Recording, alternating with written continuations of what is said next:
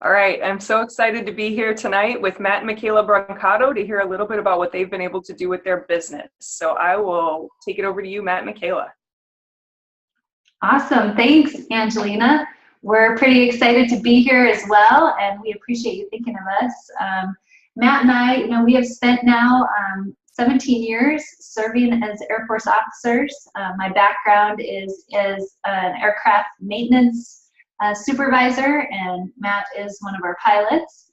And so, to be honest, we've always dreamt of owning our own business, but we didn't think it would be a reality with being able to serve. So it's been really, really fun to find an opportunity that we can do alongside our military careers. And that has led us to the ability to be able to open up a nonprofit 5 years ahead of schedule. So we didn't have to wait until we retired to be able to do that. That is awesome. So what made you guys decide, you guys are both really busy officers with very busy careers like you just described. What made you guys decide to add a business into the mix? Yeah, well, like she said, we're in the military, and I'd say that in the military, you always know that there's going to be a life after the military, meaning sometimes you retire when you're in your early 40s and you get a good pension. However, we always knew that we wanted to do something else after retirement. We're not the type of people that just like to sit around and hang out on the beach. We always want to find a way to serve the community and help wherever we can. And so with that in mind, we were looking at business opportunities. And so when a business opportunity presented itself that we thought we could do alongside our military career, we thought we could leverage getting some business experience at the same time as we're continuing to serve, so that when we retired, we'd have that option for us on retirement. I also think that entrepreneurism is really a great transition from our leadership skills that the military teaches you. So just having that background has really helped us make the transition. And I would always tell folks, like, if you're passionate about something, you can put your mind to anything and you can find balance. I always think that's always a little bit of a challenge, but it is possible, especially if you have a good team in place.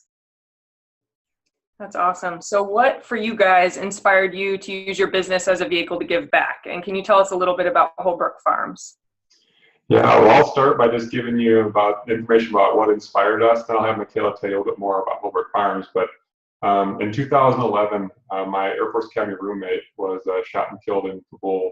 And we went to his funeral, and I just felt that I wanted to give back and help the family in some way, and I just didn't know how. And so the nonprofit came from a place of wanting to help and just didn't know what to do to help the survivor and their family to help get through that difficult time. Yeah, and shortly after we lost Dave, we also lost another good friend in an airplane crash, and that left behind a really good friend of mine and her 9-month-old daughter, trying to decide what their life was going to look like now. And for us, really, it was we've always had this heart of wanting to serve, and so we knew we would continue that along after our military career. And so when Matt and I were debating, should we wait until we retire to start this, we were encouraged by a lot of people that said, if you start it now, you'll learn a lot and you'll be able to help a lot more people. And obviously there was a huge need there with especially the war on terrorism, and a lot of families have had to go through these transitions. So we've learned a lot along the way, and we're pretty excited to be starting our 4th season. And we would not have been able to do that without our business alongside of it, to be able to provide the extra income stream that is what funds the nonprofit. And so now, we're just ecstatic to see this nonprofit grow, and it's really grown from word of mouth, getting the word out. It's Holbrook Farms, and it's a spa-themed retreat on a lake in Minnesota. And we bring the widows up there for a long weekend in the summer where they get to be just pampered. It's a spa-themed retreat. So they get an all-expense-paid trip. They get to come up and we take them on boat rides and massages and pedicures, and just have a wonderful time of community and having them be surrounded by other women that totally understand what they've gone through, because all of them have been through a certain loss with a military spouse. And since that's happened, it's continued to grow. And what's really been cool is we've got the community involved. So, Detroit Lakes, Minnesota is not a real, I guess, prominent military. There are a lot of military in the area, but it's just not as well known. And now we've been able to get the word out about other veterans organizations too, and partnered with them to, support Holbrook Farms. So it's kind of a fun part too about entrepreneurism and the nonprofit sector is you can get together and really help each other, support each other. And I love the teamwork. It's the camaraderie that comes from our military careers. So on that note of being business owners and entrepreneurs and also doing the nonprofit thing, what advice would you give to somebody who wants to give back through their business and do what you guys are doing? Oh, that's a great question. I think what we've seen is that the first thing is you just need to have a clear mission for what it is that you want to do, because what ends up happening is there's a lot of great ideas and there's a lot of people that want to give you advice. And so, you want to stick to what your mission is, and it's okay if you have to say no to some things to be able to stick with what you're passionate about. And then you just got to tell people. I think that was one thing that made it real for us is when we had this idea, it was this big dream out there. And when we started to formulate it and actually tell people, then that was kind of our accountability system to be able to make it happen. And, you see a lot of businesses that don't make it. You see a lot of nonprofits that don't make it. And, I think that for a lot of people, it's just being able to take that idea and put it into action. And unlike maybe our military careers where there's somebody that's kind of telling you what to do or there's a definite checklist, entrepreneur in the nonprofit world, there's really this unlimited resources and unlimited opportunities. So you just have to have a plan, stick with it, and then use the team, use advisors, use people that you trust, and have a good game plan. But other than that, I would just tell people, give it a try. Like, don't have fear, go for it. Yeah, I would agree with that. I think that the number one thing I'd say is what Micaela said, is be very clear on your mission and your vision. There are many areas that we could have taken this retreat center. We thought it was a very healing place, and so it would help a lot of different people. And we do still want to reach out to them. However, our mission is very specific to providing a healing place for military survivors. And so once we got very clear on what we were intended to do with it, then what I'd say for the people that want to serve their communities is start talking about it. So I'll weave it back to where Micaela talked about too, is that we weren't going to start this until 2019, 2020. We were going to do some research and do some studying and learn all about nonprofits and figure out what all we need to do to get this thing started. And then when the need was there, we decided just to jump in both feet and ask the community for help.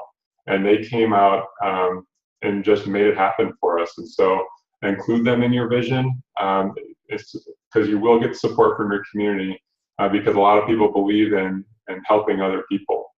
So I'd say clear on your vision and then ask the community for support. Thank you guys so much. I know that'll mean a lot to everybody who's out there kind of standing on the edge of doing something like this. And I know it can be really daunting thinking about that, especially when you have full-time jobs and you're as busy as you guys were. How do you find balance, and would you change anything if you went back and started it over again? All right, another great question. As far as balance goes, in my mind, I consider balance to be constant movement. And so for me and for us, it's mostly about shifting our priorities to where it needs our focus most at the time. So now that we're in our fourth season, we know that there are certain times when Holbrook Farms, the nonprofit, gets very busy. And so we shift our focus to make sure that the retreats are up and running and ready to go.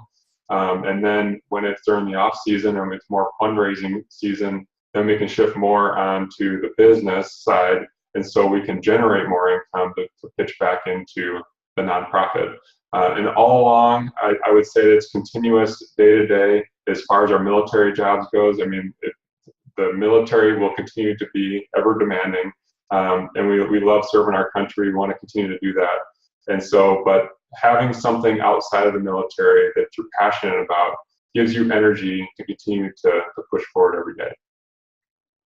And I do think that is a constant struggle for everybody, no matter what your situation is. I mean, everybody is so busy. And so it's really just maximizing the time that you do have. You know, did Matt and I have to give up a few TV shows that we like to watch to make it all happen? Yeah, we did, but it was okay because it was worth it. And, you know, doing something that lights you up and that's really fulfilling, you know, I mean, that gives back in way more ways. But I think the best advice to give people is you got to assemble a strong team, and then you got to empower those people.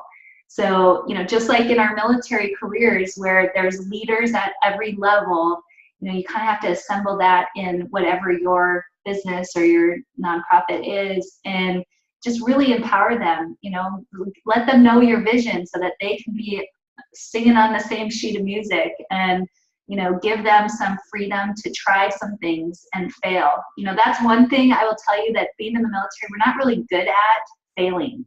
We don't like it. It's really not an option in many of our professions. And so in this kind of opportunity where you're trying something new, you have to be willing to take a little risk and potentially have some of those little minor adjustments that need to be made. And that can be uncomfortable at first, but it's necessary, especially if you want to grow and take it to the next level. So so put that team together, get them in tune with your vision, you know, get that clear, and then empower them to go do. And then, you know, you will get to serve a lot of people. And where we find it too, the balance side of it is that you may not get to grow as fast as you wanted. I think a lot of us think that we need to have everything like perfect yesterday. And that's something that we've really had to let go and just say, you know what, it is where it needs to be right now. And we are growing. It just might be at the rate that is sustainable for your volunteers or for your board of directors or for your team. And training, you know, that's another thing that the military gives us, is they teach us how important training is. And so that crosses over really well too, is that, you know, is be a student of your profession, you know, learn as much as you can, and then practice it, put it into practice. And some things are going to work and some things are going to need to adjust, but it's worked really well for us. And some people are going to be on your team for a year. Some people will be with you for the longevity. So you have to be ready to be flexible, right? Key to air power, flexibility. So I feel like that's another direct correlation with the military is we have to be so flexible, changing times. And that's the same in any business, and especially in the nonprofit sector. So. And I'd say from my standpoint, if we go back and start over, I would say that reaching out to people and enrolling people in the vision and getting people's support. Like she said, I think that the biggest part of that is having a team behind you, because even when it's a business or the nonprofit, the more people you have in your corner, it's going to help you through those peaks and valleys, and just have more people to share it with has always been. And I also say, if we go back and start over, don't reinvent the wheel. Take the proven systems that are in place and continue to run with those and polish them along the way. And then listen to your customers as you're growing. We've gotten a lot of feedback from the women who have come and stayed at our at Holbrook Farms Retreat, and we continue to just try to make that a better retreat for the future. Awesome. And I know you guys are kicking off this weekend for your 4th season. Am I remembering that right? Sure. And is this the first year that you guys are getting to do 2 retreats, right? So what is the thing that you are most excited about this year before we sign off? Ooh, the most excited. Well, I guess for me, it's the fact that we have alumni. So the survivors that came to stay with us season 1, 2, and 3 are coming back to give back to the community. So all of those volunteers that helped us open and get this up and running, our survivors are coming back to thank them. And I think that that's a really important thing in any business, and even in the military, we're not quite as good at recognition and thanking people for what they do. You know, we've got like awards and promotions and that kind of stuff, but even just being able to, like, what we're going to do is have the survivors serve a meal to all of our volunteers. And I think that that kind of full circle mentality, where they were so touched by being guests, now they want to come back and be part of volunteers, says a lot to the organization. And then it just continues to get buy-in from greater groups of people. So that's probably what I'm most excited about. Yeah, what I'd say to that is it's not necessarily a good thing, but we haven't done any marketing and we've already got a wait list of 30. So the fact that we can scale this year to 2 retreats and then next year to hopefully scale to do more, that's what I'm most excited about right now, is that we're able to reach out and impact so many more just through word of mouth and just from people that have been to the retreat telling their friends about it, because relationships and friendships that are made there at the retreat are lifelong friendships, because they share a common bond.